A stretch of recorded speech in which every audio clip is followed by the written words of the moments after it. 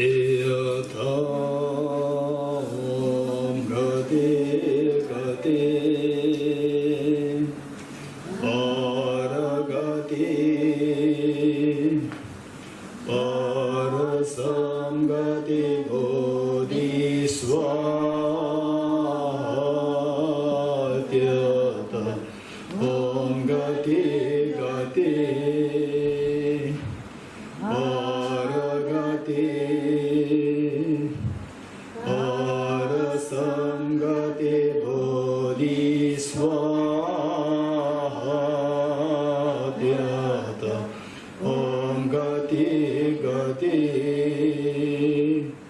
paragati parasamgati bodhisvatyata om gati gati paragati parasamgati bodhisvatyata.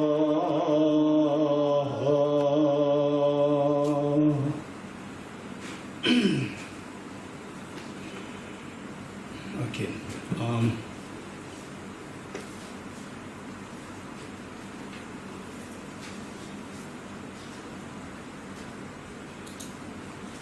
On the Bodhisattva Shantideva again in his book Guided Bodhisattva's Way of Life, what he taught is that even if one is a beggar lying on the street, and yet when you generate bodhicitta, the feeling, the spontaneous desire, effortless desire to become Buddha for the most sentient beings, then even the celestial beings, the gods and goddesses, the kings of the celestial beings, Indra, Brahma, they descend. They truly the clairvoyants, they come to know that you have realized, you have actualized the bodhicitta with tremendous respect and adoration. They descend to make prostrations to you, and they see you as they see with the incredible reverence and respect. And this mind, which makes you so special, bodhicitta, this mind, this mind has this tendency that the individual meets with another person who harms you, who harms this individual, and instead of retaliating, instead of thinking of retaliation, it only thinks how to benefit the other person. Yeah? So this is something which the ordinary people cannot really digest, this concept. This is something really transcendental. It is for this reason that the teaching on bodhicitta, precisely the second method, the method of utilizing exchanges of others, this is something which is described as a very confidential teaching. Confidential teaching meaning not to be revealed to people who are not ready for that. It's not that it is being biased to somebody else and then hidden from other people. No, because this teaching is something which is so profound that ordinary people cannot really digest it. And we ordinary people, our attitude is what? Tooth for tooth, nail for nail. What is that? Eye for eye, tooth for tooth. This is the attitude. Whereas the bodhicitta, this practice of bodhicitta is totally different from this, and so therefore ordinary people cannot really digest this. As such, this teaching, only if the other person is ready and receptive to this teaching, it is to be revealed. Otherwise, generally speaking, particularly this method of generating bodhicitta is maintained confidential from others. So this bodhicitta practice, and if we really, first of all, we have to gain conviction that this bodhicitta practice is so powerful and amazingly meaningful, very rational. This kind of thinking, we have never thought about it before. It is for this reason that again, the Bodhisattva Shantideva described it as, say a beggar having found the huge treasure in the garbage. So usually we can't really find a treasure there in the garbage. And then on top of that, if you are blind, how can you possibly see the treasure there? So here, the generating such a bodhicitta. Otherwise, it's like impossible for us to really conceive of this idea of bodhicitta and forget about experiencing it. So now, this is something on the bodhicitta. This is something that if we get the proper instruction, we see that this is something feasible, this is something viable, this is something doable, this is something so precious that there's nothing more precious than the practice of this bodhicitta. Okay, this is the bodhicitta practice. So with this in mind, we are doing the step 2, no, the method 2, equalizing exchanging method to generate bodhicitta, and for which has 9 steps. And what 9 steps? On our fingertips. Equalizing First, self with others. Equalizing self and others, number 1. Number 2, Reflecting on the demerits of self-cherishing. reflecting on the demerits of cherishing self. Reflecting on the merits of cherishing others. Reflecting on the merits of cherishing others. Number 4, taking the suffering from others with emphasis on compassion. Very good. Taking the suffering of others with emphasis on compassion. Number 5, giving happiness. giving your happiness to others with emphasis on loving kindness. Number 6, the actual exchange of self and others. Number 6. Number 7, special recollection of the kindness. Special recollection of the kindness of others. Number 7. Number 8, altruism. Number 9, bodhicitta. Very good. Okay, these are 9 steps, right? And I would say that, okay,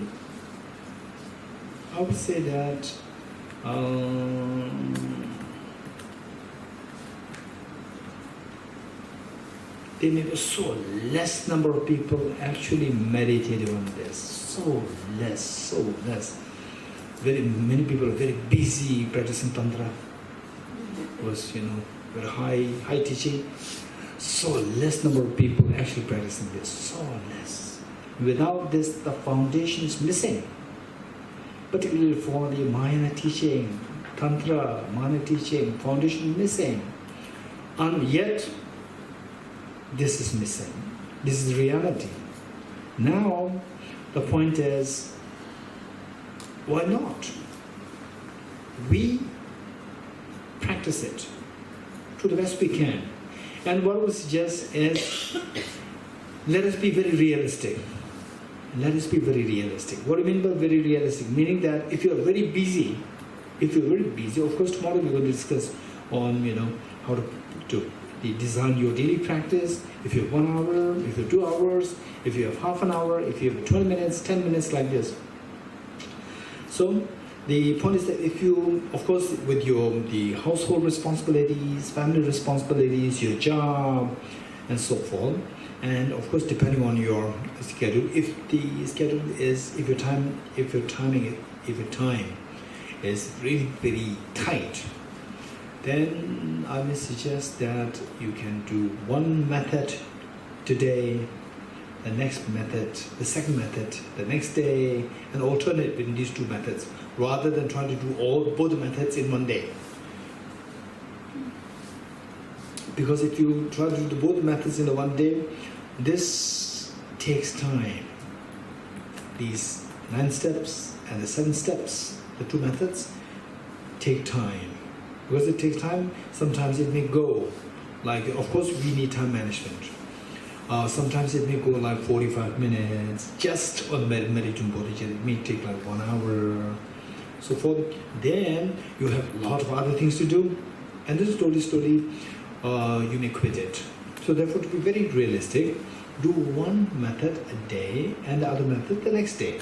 Alternate in these 2 methods, then you may take like 15 minutes or maximum like 20 minutes, and sometimes it can be like even 10 minutes or 7-8 minutes. Sometimes it's a little longer, it can be like 20 minutes, right? And then it's something doable and something that is feasible. And then at times it may become a little mechanical, this is the warning that I'm giving you. Not only the Bodhicitta practice, also the wisdom of emptiness practice. They may become little mechanical meaning, there's no feeling coming. It's just like table recorder being played. It may become like this.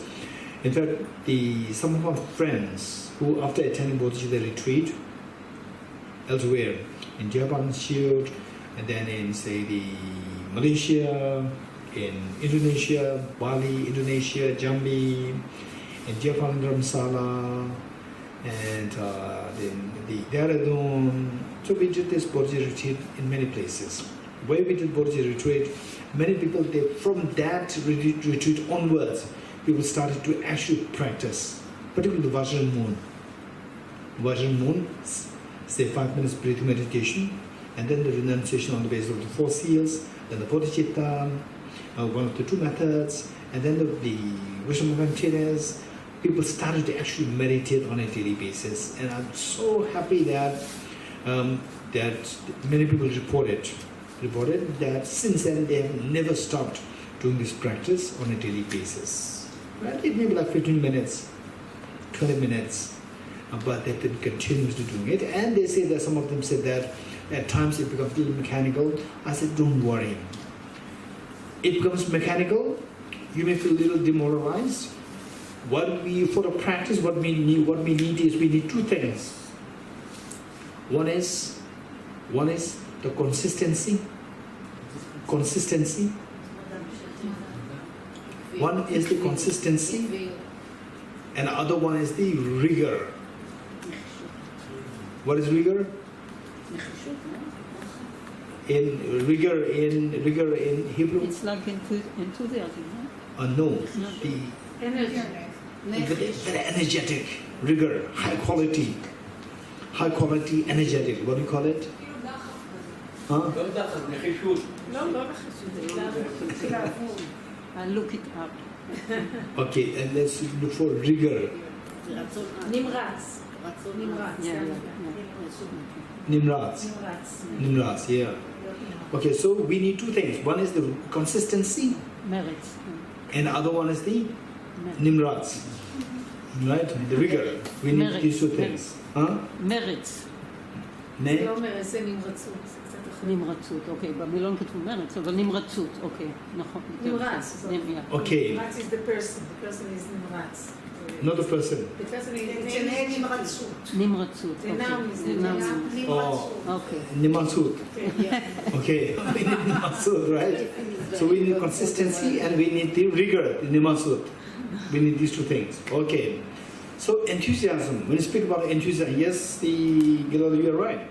Enthusiasm, there are so many classifications of enthusiasm. One of the classifying enthusiasm is enthusiasm of consistency and the enthusiasm of rigor. The 2, right? Consistency means that, okay, it's easy. It's very easy to start a big project. You start a big project.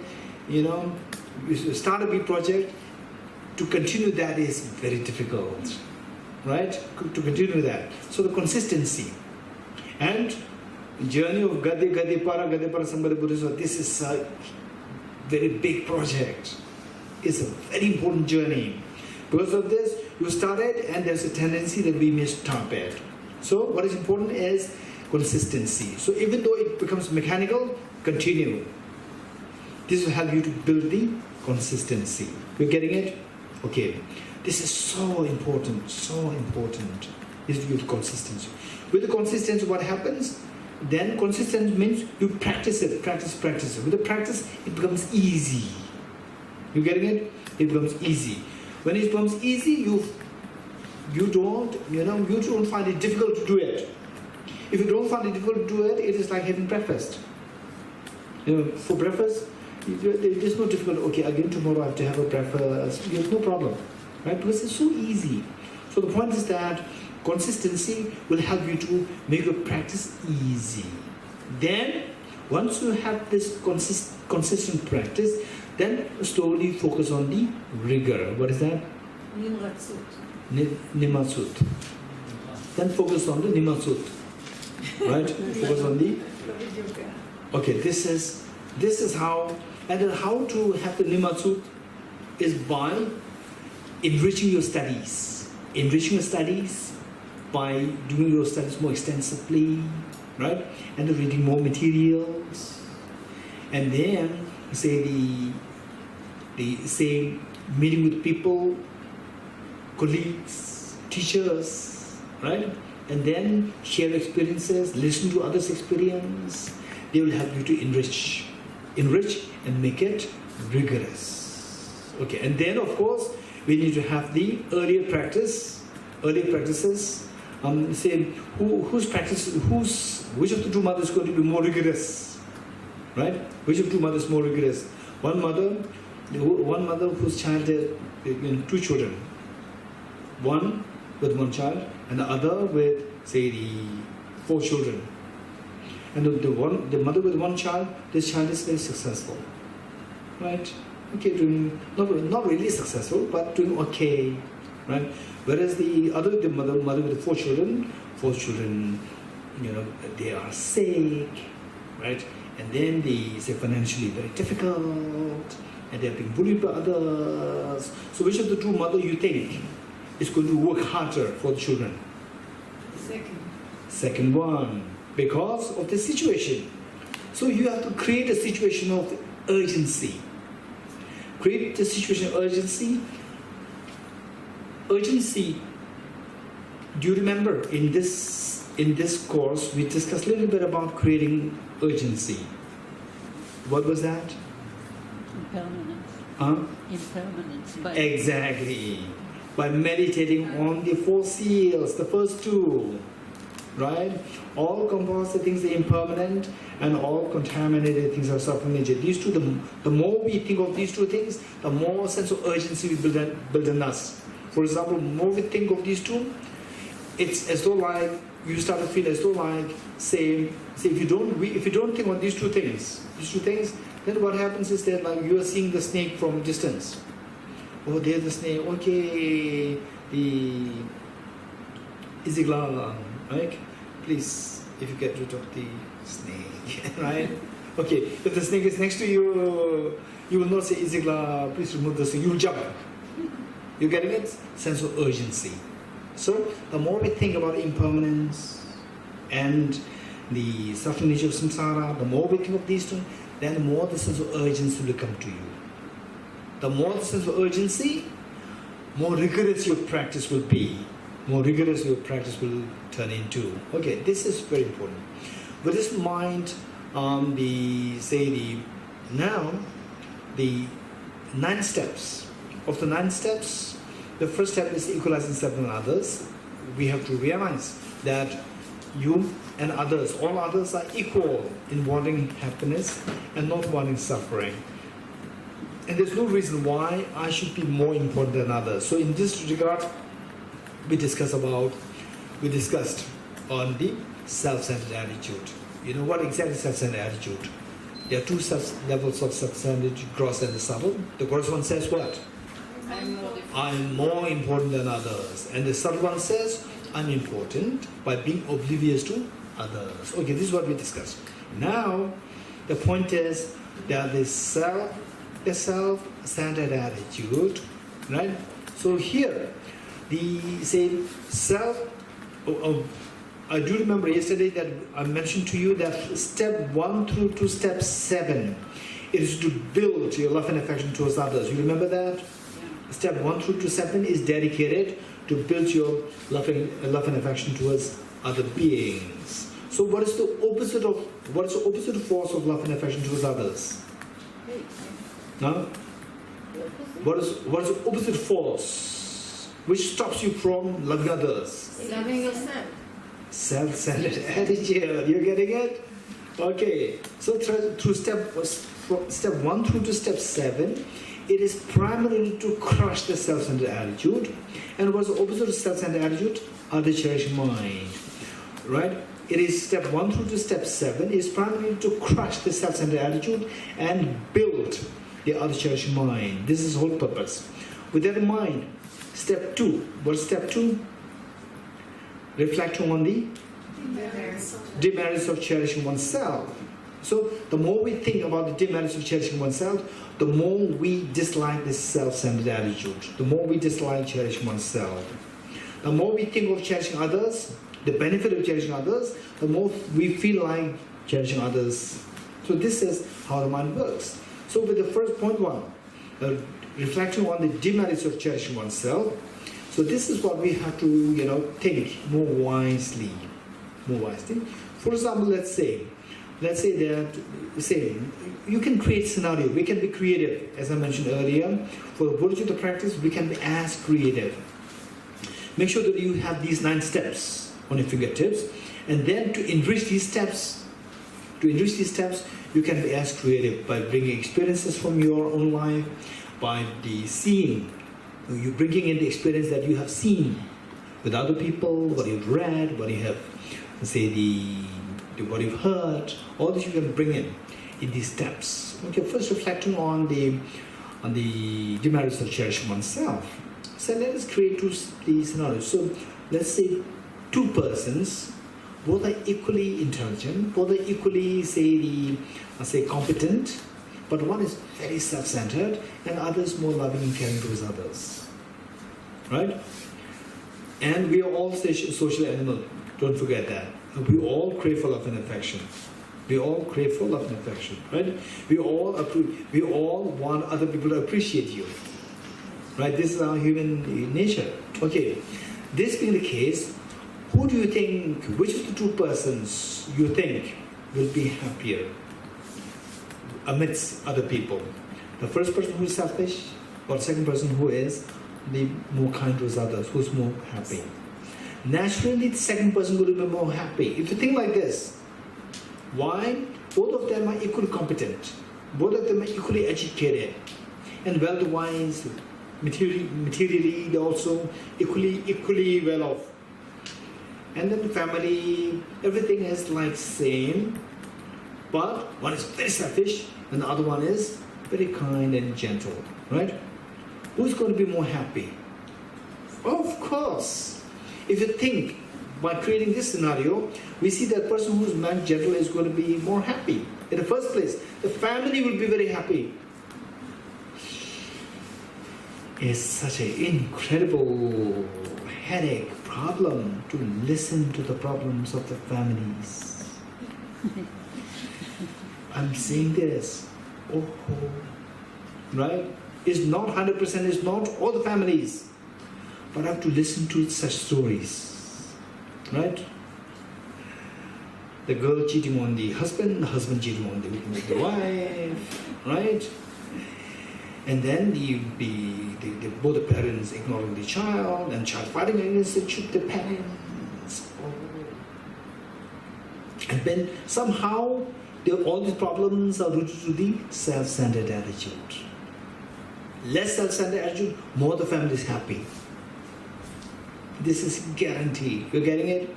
The first thing, if you can create a happy family, in your family, right? That is the first dharma. If you can make your family happy, that your husband really that feels the affection towards you, that you feel affection towards your husband, and your children feel affection towards the 2 parents. If this is what is happening, this is the first dharma, right? Just for your selfish, the interests, right? Just for your selfish interests. You just ignore children, ignore your wife, ignore your husband, right? Like this. This is just terrible. So therefore, the first dharma is to make your family happy from your side. And then the other side, if you nice, and then the other person may take advantage of your niceties, your goodness. So there you need skillfulness.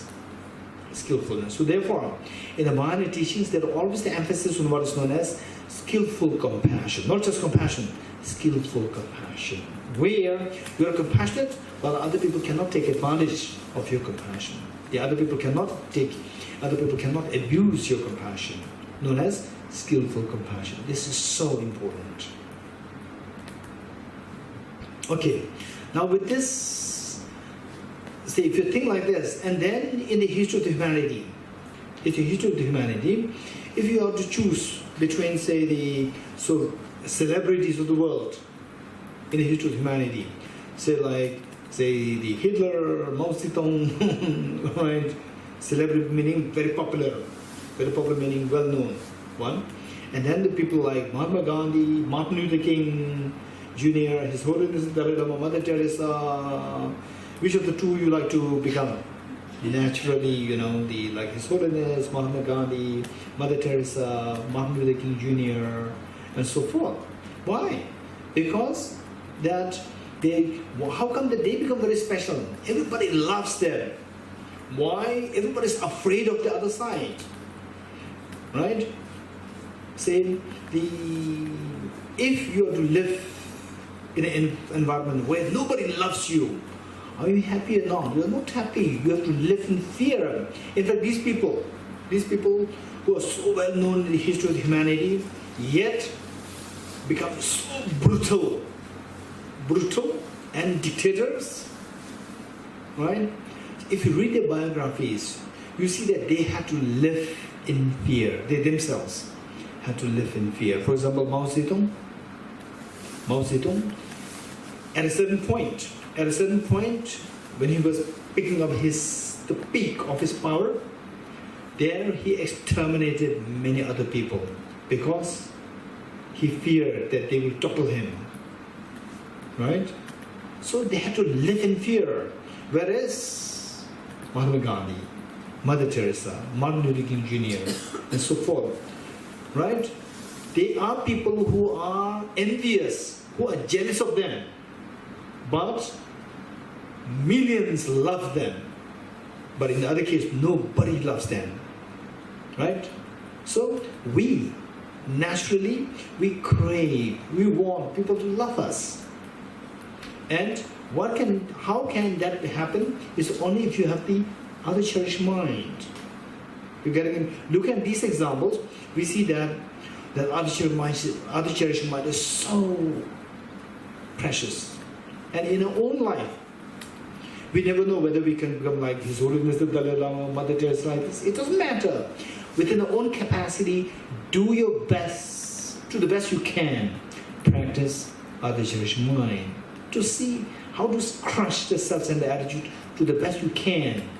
If you are able to crush, say, self-centered attitude from 80% to 79%, even that is a great success. So this is what we have to see. One. So from this, Bodhisattva Shantideva, in his book, Guided Bodhisattva's Way of Life, what he said, he summarized everything beautifully. He said, all happiness the world contains are derived through wishing happiness for others. All miseries the world contains are derived from wishing happiness for oneself. Right? All happiness, in other words, the happiness that we get. Say, you just be with somebody else and other people are very kind, generous to you. It's for sure because you did not express self-centeredness towards the other person. Right? You showed concern, right? Because the other person responded very positively. You show the self-centeredness, other person is immediately back. Right?